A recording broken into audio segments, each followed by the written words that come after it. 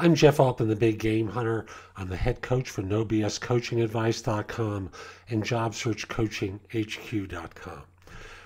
I want to talk with you today about employee engagement, but from a different perspective than most tend to hear about it. Generally, employee engagement is presented in very positive terms.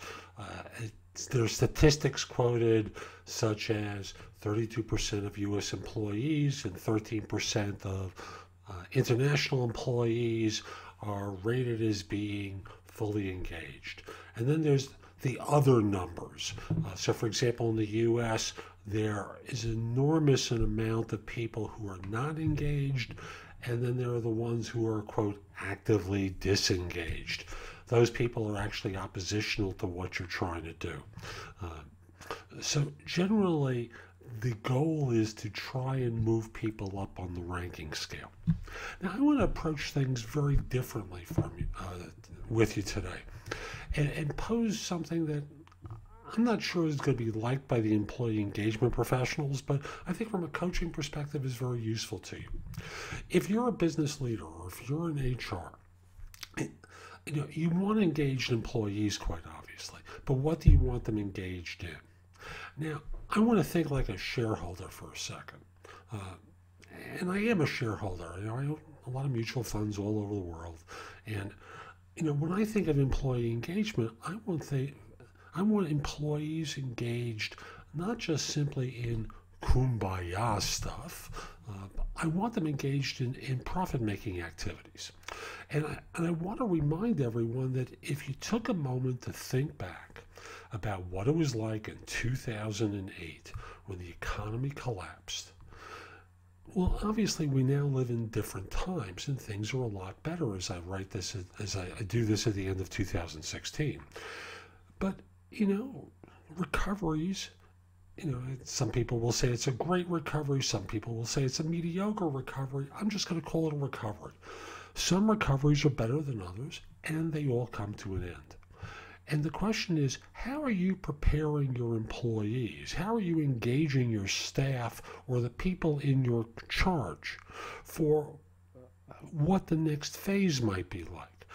Do you expect it to constantly be progress, or do you think there's going to be a dip?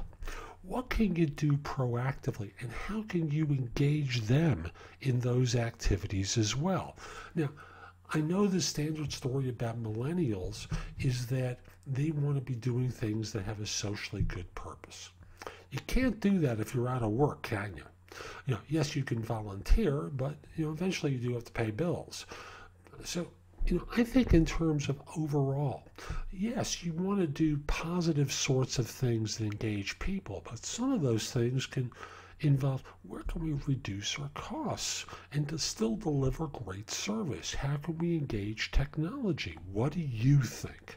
And that question of what do you think and encouraging people to offer that so it's not purely top down is a huge part of how I want you to think in terms of employee engagement. So often, as engaged as organizations claim they want their staff to be, as much as they, quote, the ideas of employee engagement, it's only one part of the activity that they want them to be engaged in. They talk about, hi, we want you to be involved with social justice or other things, recycling. How can we recycle in our office better? How can we, have a zero footprint? But consider this. Consider that if the economy were to slow down and your income were going to be reduced by 7%, 9%, 25%, as it happened with a lot of firms in 2008, 2009. What would you want to do? And what can we do now that would be smart to prepare ourselves for that? So this way we don't have to lay off as many people or people in general if those times occur. Now, I'm not talking about, people should be working 90 hours a week. I want folks to have work-life balance, and I'm sure you do as well.